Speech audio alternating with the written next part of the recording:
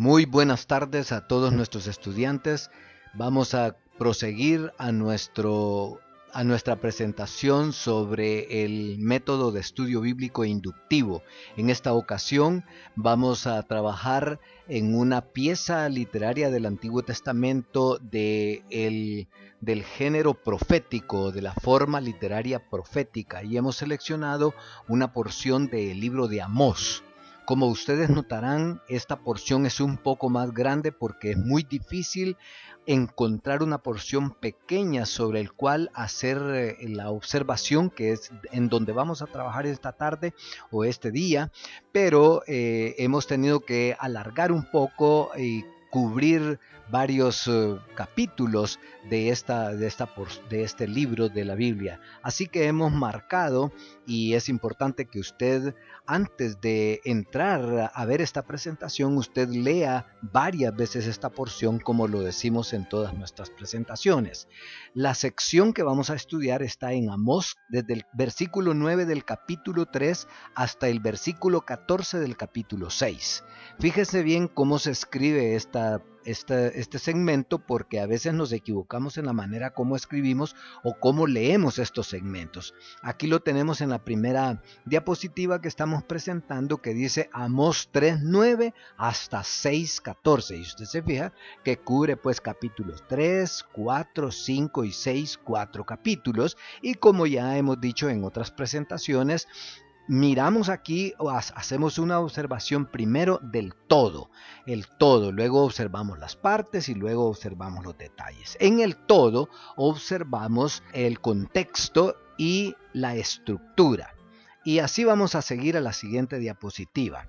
Encontramos aquí pues que en esta segunda diapositiva simplemente les estamos diciendo o repitiendo lo que acabo de decir. Vamos a observar primero el contexto y luego la estructura. ¿Qué es el contexto? Lo que está alrededor. En este sentido, muchas veces, casi siempre, diría yo, el contexto nos obliga a estudiar las generales de todo el libro. ¿Quién es Amós? ¿A quién le escribió? ¿A quién se dirigió? ¿Cuándo lo hizo? ¿En qué ocasión? Y todo esto se refiere muchas veces, se refiere siempre a todo el libro, y cuando estudiamos un segmento como este tenemos que volver a cuando estudiamos el contexto. Sigamos a la tercera diapositiva. Como dijimos al principio, nos contestamos para observar el contexto, como en cada una de las partes que observamos en esta metodología, siempre contestamos las preguntas básicas que planteamos desde el principio. ¿Quién? ¿Qué? ¿Cómo? ¿Cuándo? ¿Dónde? ¿A quién? ¿Para qué? Y buscamos el propósito, el objetivo del escritor, tratando de encontrar cuál fue el propósito, por qué lo escribió. Bien, hablemos un poquito aquí acerca del contexto. ¿Quién es Amós? Bien, allí el pasaje lo dice, que es de los pastores de Tecoa y que se refiere o se dirige al pueblo de Israel, o sea que es importante que usted conozca que el profeta se está dirigiendo no a todo el pueblo de Israel, de los israelitas como lo conocemos, sino que al reino del norte.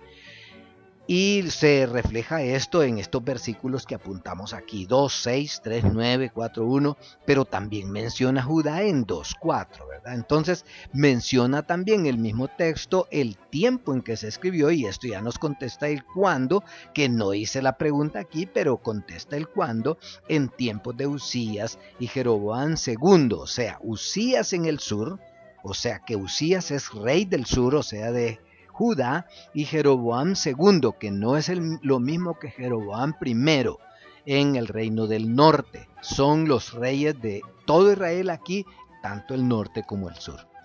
Ok, mientras usted lee esta porción en rojo, la iluminé así para que usted vea que menciona los reyes del norte y del sur, y que esto ya constituye el contexto geopolítico del ORAC términos generales, y en particular esta sección que nosotros estamos estudiando hoy.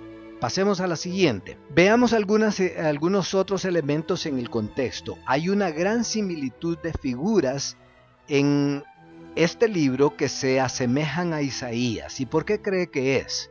Porque Isaías y Amós predican o profetizan más o menos durante el mismo tiempo. No exactamente durante el mismo tiempo, uno precede al otro, pero en circunstancias muy similares, con la excepción de que Isaías ya no se dirige al reino del norte, sino que se dirige al reino del sur. Eso habría que estudiarlo en otro curso que también servimos aquí, que se llama Profetas Hebreos 1 y Profetas Hebreos 2. Bien, se puede apreciar entonces la similitud de los oráculos y ya usted puede comparar aquí Isaías 3:16 hasta el 4:1. Ve que el pasaje también es amplio y usted puede observar otras, como les dijimos, que lean en otras versiones, ¿verdad? Puede leer la nueva versión internacional o cualquier otra versión, y entonces usted puede observar notas en estas Biblias que tienen notas sobre estos elementos. Siempre decimos que usted no busca en la observación buscar significados ni buscar las aplicaciones, porque usted va a tener que estudiar el texto y buscar su propia interpretación y aplicación. También tenemos el contexto en el primero de los libros de los reyes. Ahí tenemos Primero de Reyes 20:34, que habla precisamente de estos reyes que hemos mencionado. Y esto es lo que tenemos que observar cuando hablamos del contexto. Ya esto que estamos viendo aquí ya en Primero de Reyes capítulo 20:34 y los paralelos que usted podría encontrar en otros de los libros, probablemente en Crónicas, ya es el contexto literario. También es un contexto sociopolítico y económico, porque usted puede leer acerca de las condiciones económicas, sociales que se daban en ese momento cuando Amós e Isaías escribieron estos oráculos. Estas situaciones económicas los llevó a estos reyes a aprovecharse de su situación, de la situación del pueblo, y por eso los profetas profetizan o emiten estos oráculos en donde hay mucho de lujo y de vanagloria, y que uno de los elementos que tiene que ver en ambos de los profetas, en esta parte de los oráculos, precisamente a las mujeres, como lo vamos a ver más tarde. En la siguiente diapositiva vemos que Betel, que se menciona varias veces juntamente con Gilgal o Gilgal, depende de cómo se hizo la traducción, ¿verdad? Aquí consultamos el diccionario enciclopédico. Siempre decimos, usted puede consultar atlas, concordancia, diccionarios, pero no comentarios. Según este diccionario, la ciudad de Betel era donde Jeroboam I, el primer rey del reino del norte, o sea, cuando se hizo la división después de Salomón, erigió los becerros de oro para distraer a Israel de la adoración del Señor. Y ahí está la cita en Primero de Reyes 12. Más tarde, Betel y Gilgal eran lugares donde se constituyó un lugar de culto al Señor, según Jueces 20, 28 a 26. Ambos eran lugares donde se conmemoraba la ayuda de Dios. Mire usted Génesis 35, 1 a 15, y eran lugares de culto en tiempos de Amós. Pasemos a la siguiente diapositiva. Podemos hablar de que dónde, y aquí podemos ubicar en el mapa dónde están los lugares que se mencionan, y usted va a encontrar una cantidad de lugares, como usted puede ver aquí. Se menciona primero Israel en términos general, pero también se menciona Israel en términos del Reino del Norte. Se dirige a las naciones vecinas antes de llegar a Israel, además de Samaria, que es la capital del Reino del Norte. Tome en cuenta usted eso. Se mencionan entonces otros lugares como Tecoa, Israel, o sea, el norte, Damasco, Galaad, Valle de Abén, Kir, Siria, Tiro, Gaza, Edom y otros que a lo mejor no enumeré aquí. Sobre cada una de estos lugares, el profeta emite sus oráculos. Pasemos a la siguiente. Sobresalen estas dos. Es interesante que en el pasaje que estamos estudiando, de los capítulos desde el 3 hasta el 6 de Amós, que usted debe haber leído bastantes veces antes de llegar a esto, sobresalen estos dos lugares, Egipto y Ashdod, como se pronunciaría en hebreo. Esta era una fortaleza, y más tarde en Hechos aparece como la ciudad de Azoto. Era una ciudad filistea. El dios que adoraban allí era Dagón. Aquí estamos viendo el contexto religioso, ¿verdad? El arca había estado allí secuestrada, ¿se acuerda? Primero de Samuel 5, 1 a 8 y capítulo 6, versículo 17. En la actualidad se llama Esdud, a 3 kilómetros noreste de Gaza y a 5 kilómetros de la costa mediterránea, según el diccionario. Aquí consultamos el diccionario, ¿ya ve? Egipto es muy conocido, pero aquí debe tener algún significado especial. Se menciona porque estamos viendo el contexto en donde de los lugares a los cuales el profeta Amós se dirige y particularmente este sector que estamos estudiando. Sigamos a la siguiente diapositiva. Ahora vamos a observar la estructura. Ya vimos el contexto, vimos bastante del contexto. Yo siempre digo lo siguiente al cerrar esta partecita aquí. No es todo lo que usted puede estudiar del contexto. Usted puede encontrar muchísimas más otras cosas del contexto que yo no las encontré. No es, el estudio aquí no es del todo exhaustivo y usted puede profundizar aún más. Hablemos de la estructura entonces. Cuando hablamos de la estructura, hablamos primero de los pilares o de los pensamientos centrales que conforman este pedacito, este segmento que estamos estudiando. ¿Cuáles son los pilares? Bien, yo los que encontré, naturalmente no estoy poniendo aquí todo el proceso, sino que los resultados. Entonces, lo primero que yo escribiría como título sería "Suenan las alarmas porque viene el juicio". Ese sería el título que yo le pongo a toda la sección.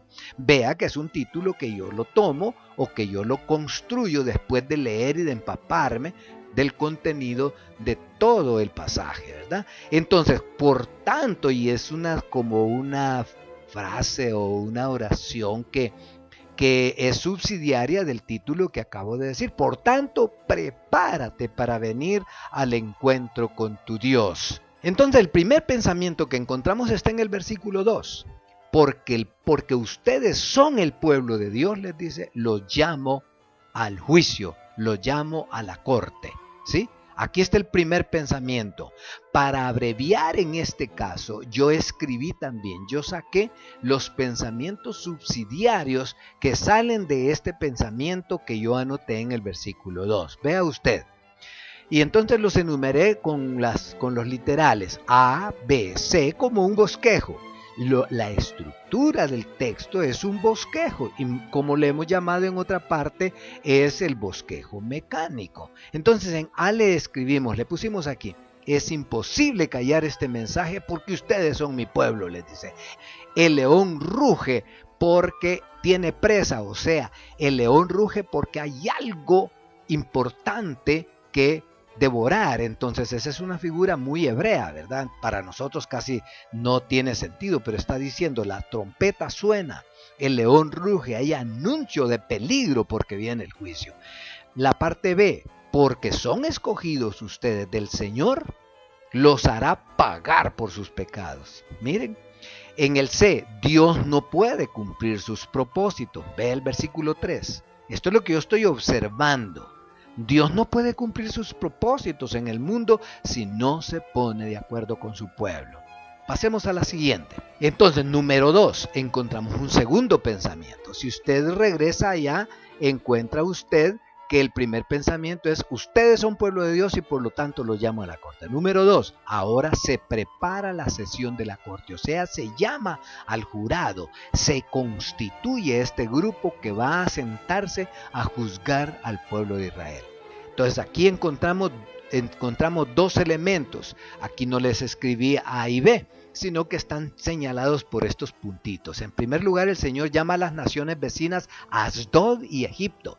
Mire qué interesante. Yo observo que tienen especial atención estos dos lugares porque ellos van a estar presentes y el Señor los llama al juicio. En el versículo 11, son los baluartes, las fortalezas. En segundo lugar, el profeta mide el pánico. Hay una expresión allí: hay pánico de la gente porque viene el juicio. Y en tercer lugar, las riquezas que este pueblo tiene no son producto del trabajo, sino del saqueo.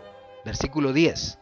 Presupone que son de los líderes de los gobernantes de Israel. Han cometido crímenes y no se dan por aludidos. Entonces el profeta está anunciando esto. Aquí está el segundo pensamiento. Se prepara la sesión de la corte para juzgar al pueblo de Israel. Sigamos a la siguiente.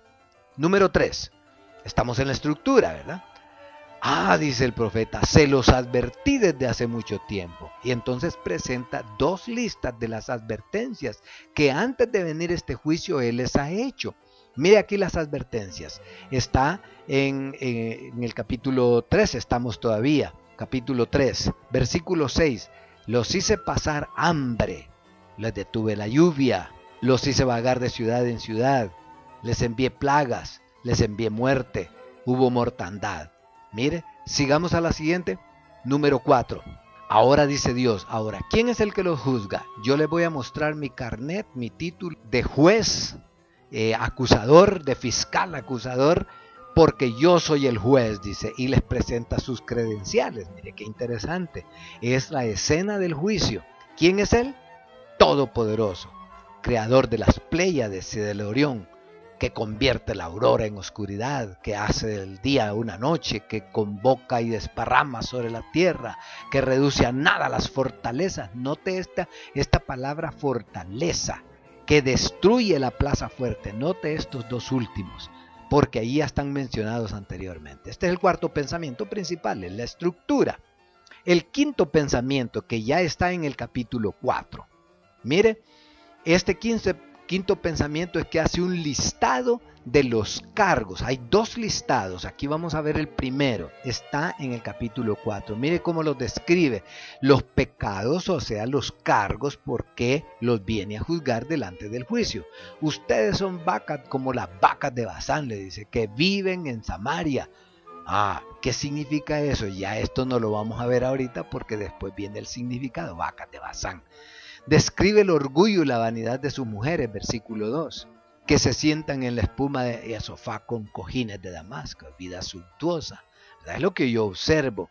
Luego describe los detalles de la forma de castigo, cómo los va a castigar. Serán arriadas con garfios y arpones, y hace una descripción de toda la crueldad que eso va a significar en el versículo 3. Y vuelve a mencionar a Betel y a Gilgal, mire.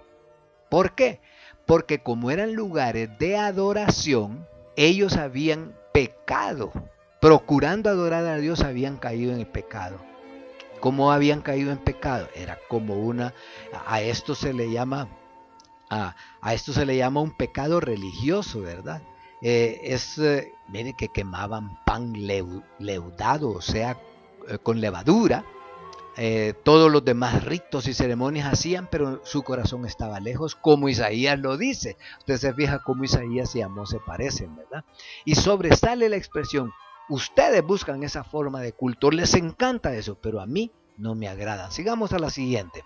Aquí está la lista B de los cargos, ya está en el capítulo 6. E inaugura esta perícopa con una palabra muy significante en la Biblia y particularmente en estos oráculos de los profetas del Antiguo Testamento. ¡Ay! Hay de los que viven tranquilos, hay de los que viven confiados, hay de los notables de la nación. Y usa una expresión silogística. Mire qué interesante. Si Dios no ha perdonado a las naciones vecinas, ¿se acuerda que les ha predicado a las naciones vecinas anteriormente? Ahora les predica a Israel. ¿Cómo los va a perdonar a ustedes? Les dice. Sión y Samaria. Sión es Judá, Samaria es Israel. Dice, representan a toda la nación y usa la expresión ustedes. Son características aquí. Y les predica muy especialmente a la clase gobernante. Observan aquellos grandes pueblos, les dice, que yo he juzgado también, como he hecho de ellos una desgracia. ¿Creen alejar ustedes la desgracia de sobre ustedes? Y es como una pregunta en los versículos 2 a 7. Pasen hasta la siguiente diapositiva y sigue sumando los pecados por los cuales Dios los está juzgando. Miren las cosas que dice usted, léalos por su propia cuenta. No me voy a entretener, solamente voy a citarle los versículos de dónde estoy viendo esto, ¿verdad? Versículo 8, versículo 6, versículo 13, 6, 13. Lean con detenimiento esto. Me llama la atención donde está esta parte que dice, hay cosas que detesta el Señor. Versículo 8, la arrogancia de su pueblo, sus fortalezas, dice, los lugares de resguardo militar y la autosuficiencia de todos ellos, que actúan como si no necesitaran a Dios. Bien, ahora hemos observado dos partes importantes de la estructura, los pilares principales, que salieron 5, Y ahora vamos, y también observamos las partes subsidiarias, o sea, las partes. Ahora vamos a observar los detalles. Aquí vamos a ver, vamos a detenernos, podemos regresar al texto y observar estas cosas que podemos ver más detalladamente. ¿Cómo lo hacemos? Pues también haciéndonos preguntas, tanto como las hicimos allá. Yo no escribí todas las preguntas, usted puede escribir, aquí solo lo estamos haciendo como una muestra. Y lo escribí algunas de las preguntas, no son todas. Capítulo 3, volviendo al principio, hay que volver, aquí hay que observar, terminar una sección de la observación y volver otra vez a hacer la observación. Mire esta observación y las preguntas que me hice, léalas por su propia cuenta. ¿Qué salió de estas preguntas? ¿Por qué llamo a los baluartes de Egipto y Asdod? ¿Cuál es el significado de estos adjetivos? El significado lo vamos a buscar en la interpretación, ¿verdad? ¿Cómo pueden las naciones paganas, enemigas, ser testigos en el jurado contra el pueblo de Dios? Preguntas que yo me hago. ¿Provoca Dios el mal? Preguntas, ¿verdad? Entonces, volvemos a observar ya más detalles. ¿Qué es? Versículo 1 del capítulo 3 es el oráculo, del capítulo 1 al versículo 1, volviendo a esa parte allá porque tenemos que regresar al contexto también algunas veces. Es el oráculo de Amós que es dirigido al pueblo de Israel. Se dirige como pueblo único. ¿Se acuerda que en el libro de Levítico capítulo 19 dice: vosotros me sois un pueblo especial, pueblo de sacerdotes, pueblo de reyes? Y entonces él dice, como son pueblo especial, por eso los voy a juzgar y los voy a castigar por sus maldades. Qué interesante. Versículo 2 hace una serie de preguntas. Y todas estas preguntas terminan en una sola sentencia. Es imposible callar este mensaje porque Dios, acuérdese de que el profeta es el atalaya, el que anuncia tanto buenas nuevas como también el que anuncia el peligro. Y aquí está sonando la trompeta el profeta. Versículo 2. Ya los identificó como pueblo único, los hará pagar por sus maldades. Y el versículo 3, Dios, dijimos al principio, no puede cumplir. Dios está buscando que el pueblo entienda cuáles son sus propósitos para cumplir en él la misión que él quiere cumplir. Sigamos a la siguiente. Leamos otras preguntas que hicimos. La intención aquí, aunque repasemos algunas cosas, es ver el tipo de preguntas que podemos hacernos cuando estamos observando. Por ejemplo, ¿cuál es el sentido cultural y teológico de estas expresiones? Rugido de león, sonido de trompeta, ¿no? Ya las mencioné.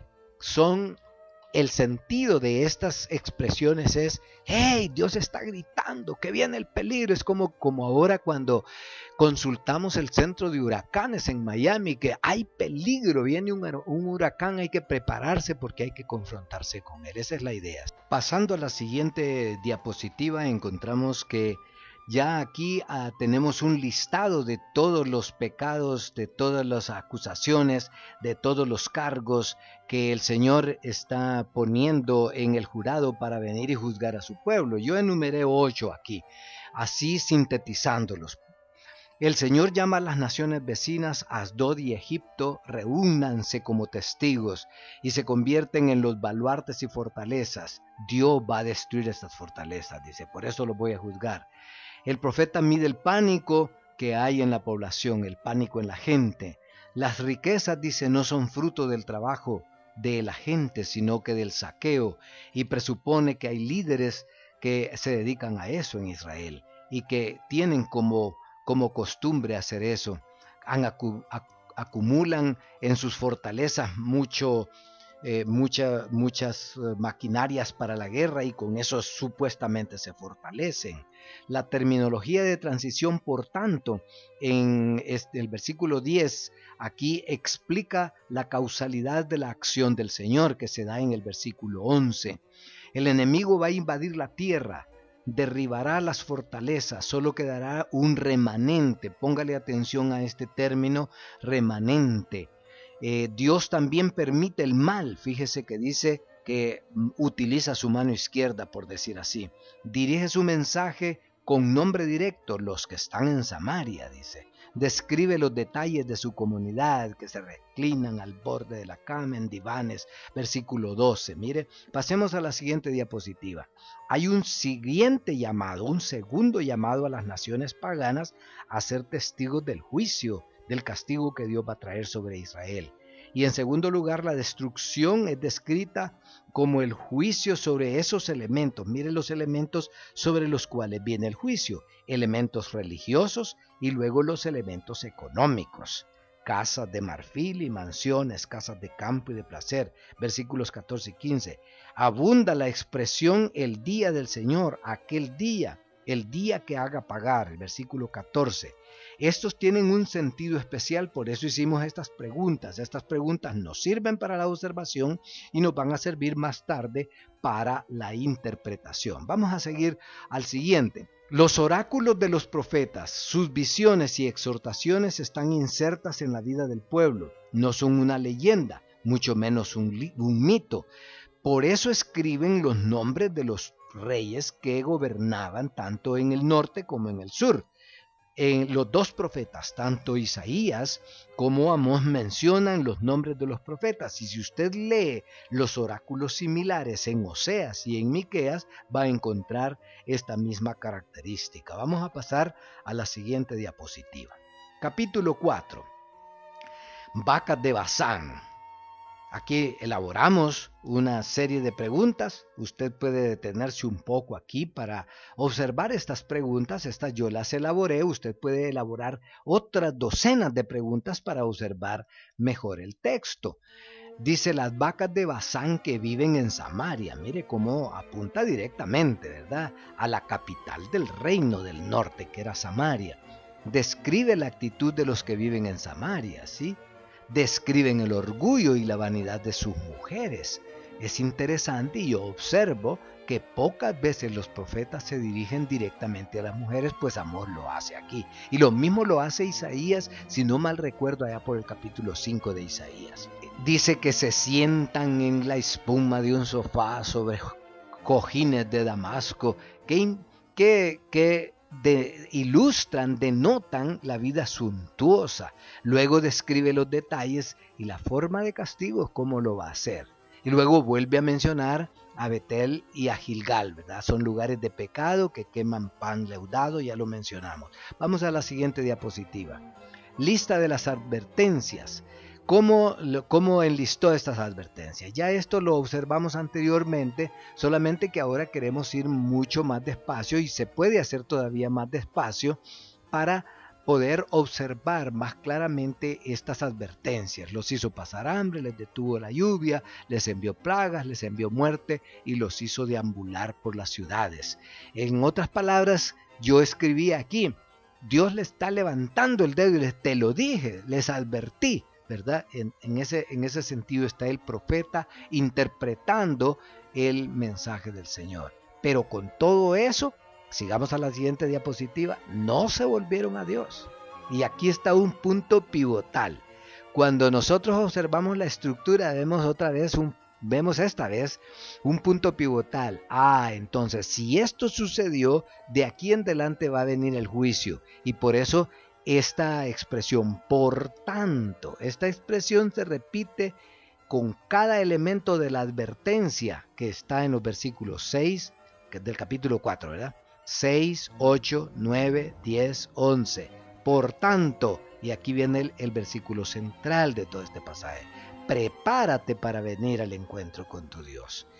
El versículo 13 inserta una identificación especial del que revela el mensaje y habla de cómo Él es todopoderoso que maneja la naturaleza. Su nombre es Yahvé, su nombre es, claro, este tetragramatón que los judíos no pronunciaban por respeto. Nosotros pronunciamos Jehová y Yahvé, pero la verdad es que los judíos o los israelitas no lo pronunciaban. Bien, sigamos a la otra diapositiva aquí.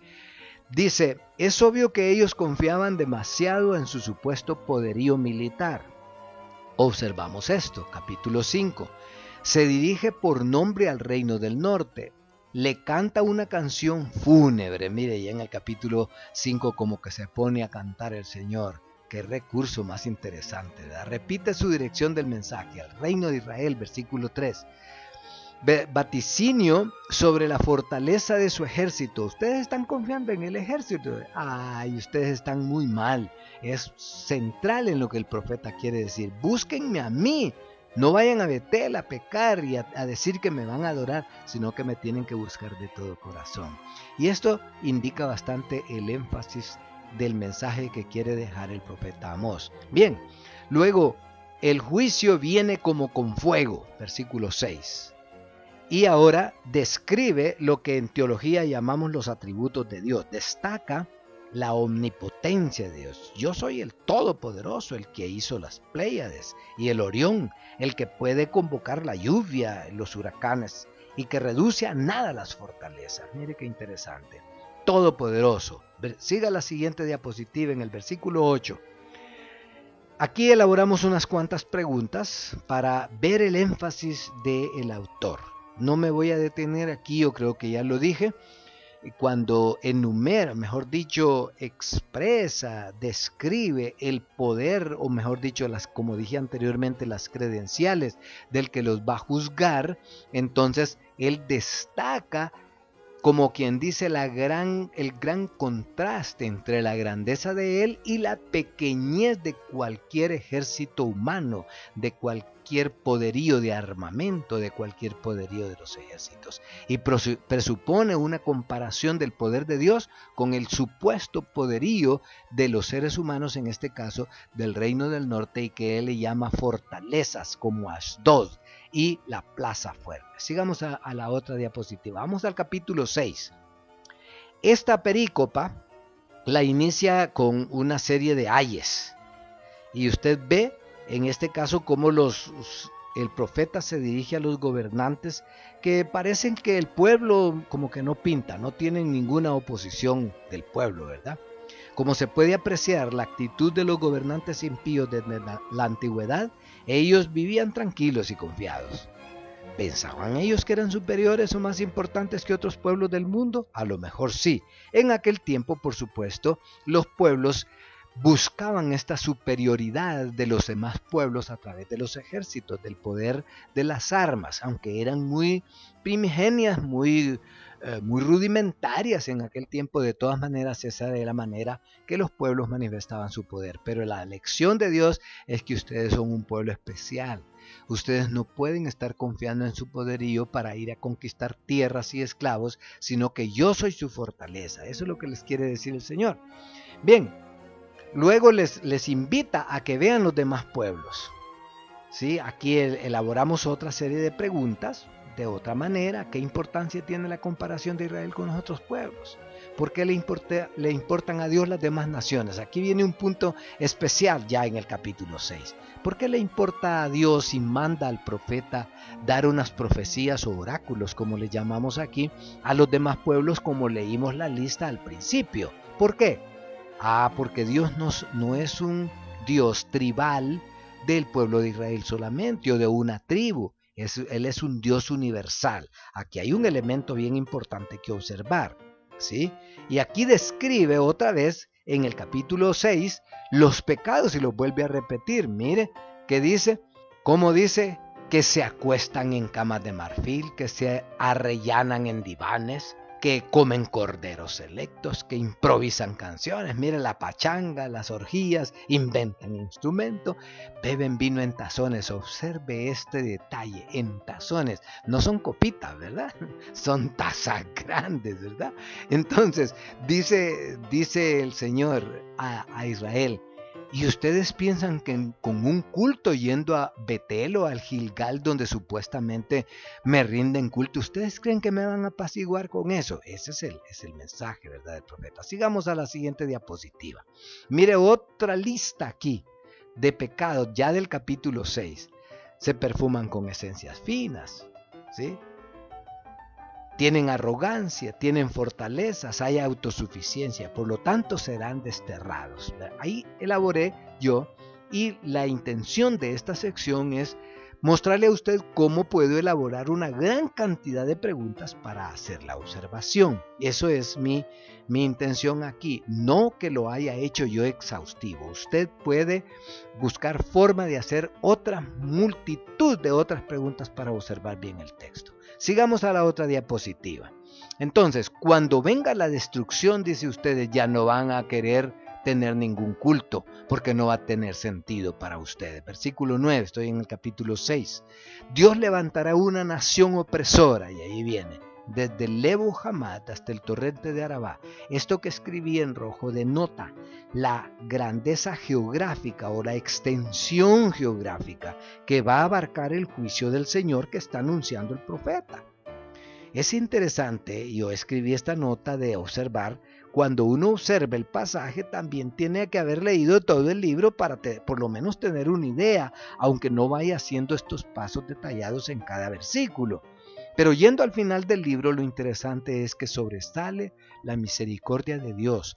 Las palabras dejan de ser condenatorias y fíjese que se vuelven perdonadoras. Qué interesante. Aquí termina nuestra observación. Hemos hecho una observación de el todo, en primer lugar observando el contexto, luego hemos observado la estructura, luego hemos hecho varias preguntas para observar algunos detalles. Honestamente no hemos observado hasta el más ínfimo detalle porque vienen otros ejemplos de cómo hacer esa observación y detenerse un poco más en los detalles, y lo invito a usted para que se detenga a observar las demás exposiciones de nuestra observación y los demás pasos en la interpretación y aplicación de nuestro método. Muchísimas gracias por hoy. Hasta la próxima sesión.